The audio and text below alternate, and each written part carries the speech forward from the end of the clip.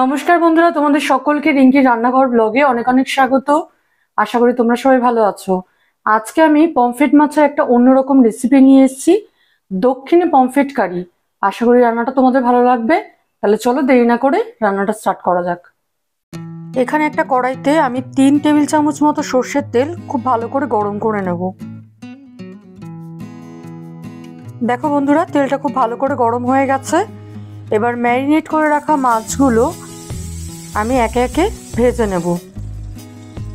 একটা দিক ভাজা হয়ে গেলে আমি উল্টে আরেকটা দিক ভাজতে দেব।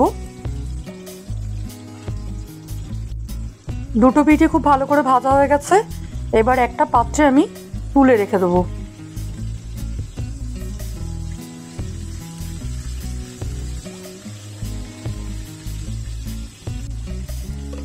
এইভাবেই আমি সবকটা মাছ ভেজে নেব। এবার আমি মাছ ভাজার তেলে দিয়ে দেবো 1/4 চা চামচ গোটা সর্ষে আর কটা কারি পাতা।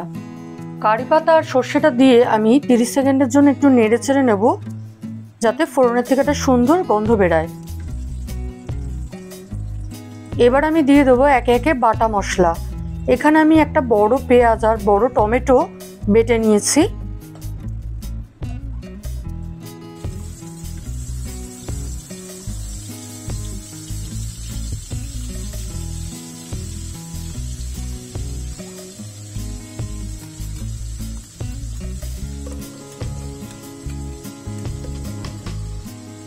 এবার দিয়ে দেবো 1/2 চা চামচ আদা বাটা, 1/2 চা চামচ রসুন বাটা।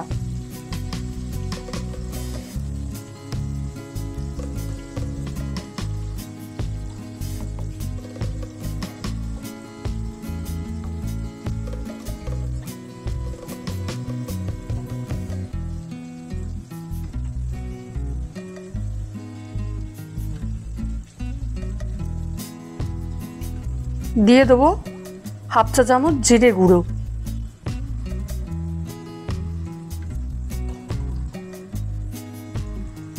দেবো 1/2 চা চামচ ধনে গুঁড়ো আর 1 চা চামচ দিয়ে দেবো পাকা লঙ্কা বাটা।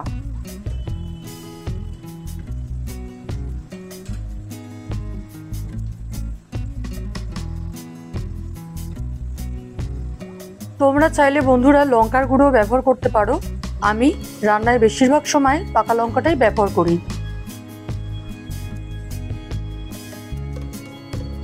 দিয়ে দেবো 1/2 চা চামচ হলুদ গুঁড়ো, স্বাদ অনুযায়ী একটু নুন। ভালো করে মিশিয়ে নিয়ে মিক্সির বাটি ধোয়া জলটা দিয়ে ঢেকে খানিকক্ষণের জন্য হতে দেবো।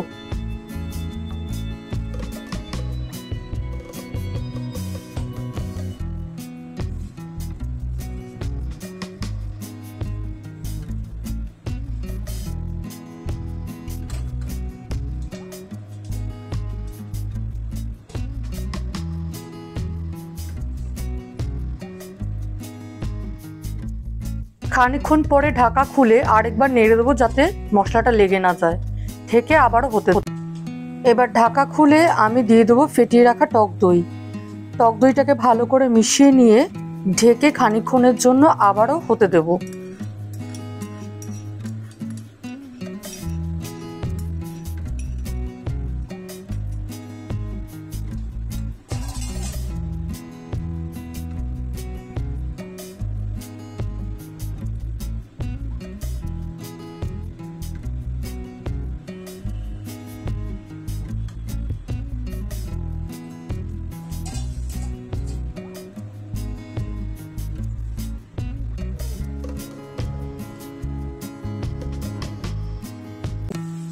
দেখো বন্ধুরা, মশলাটা কষে তেল ছেড়ে এসছে। আমি এখানে স্বাদ অনুযায়ী দিয়ে দেবো চিনি।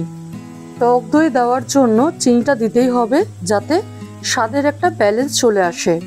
তোমরা চাইলে চিনিটা নাও দিতে পারো।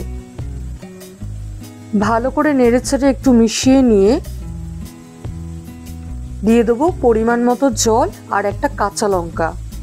তারপর ঢেকে ঝোলটা একটু ফুটতে দেবো।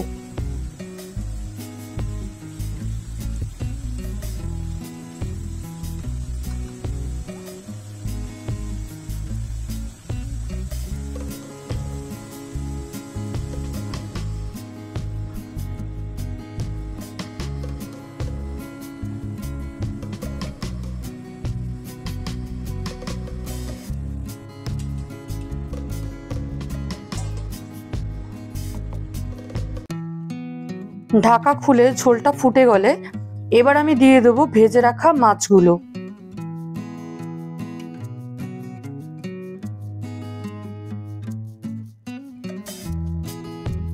মাছগুলো দিয়ে একটু নেড়ে চেড়ে নেব। ভেজে রাখা মাছের তেলটাও সঙ্গে দিয়ে দেব। তারপর খানিকক্ষণ ঢেকে হতে দেব।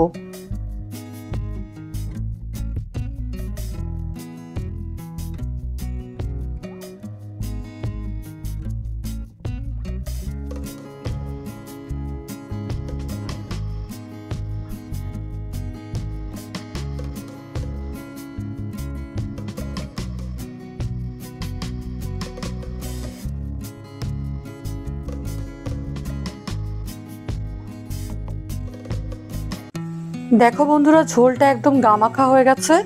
এবার আমি কটা কারি পাতা কুচি করে এর মধ্যে দিয়ে ঢেকে খানিকক্ষণের জন্য স্ট্যান্ডিং টাইমে রেখে দেব।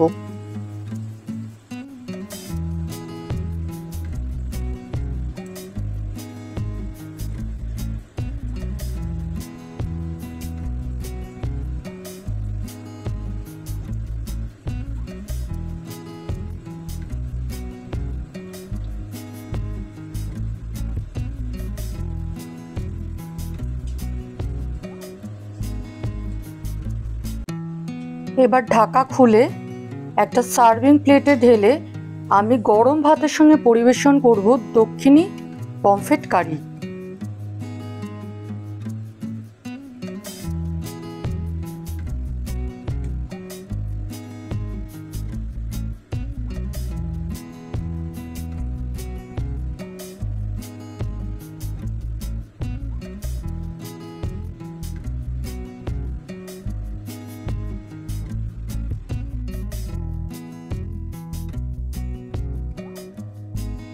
আমি যেভাবে রান্নাটা করলাম তোমরা একইভাবে রান্নাটা করে দেখো, আশা করি তোমাদের ভালো লাগবে।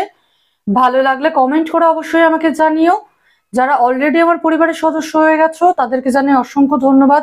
যারা এখনো আমার পরিবারের সদস্য হয়নি তাদের কাছে অনুরোধ রইল চ্যানেলটাকে সাবস্ক্রাইব করে বেল নোটিফিকেশনটা প্রেস করে আমার পাশে থাকার জন্য। অন্য কোনো দিন অন্য কোনো ভিডিও নিয়ে আবারও দেখা হবে। রাধে রাধে।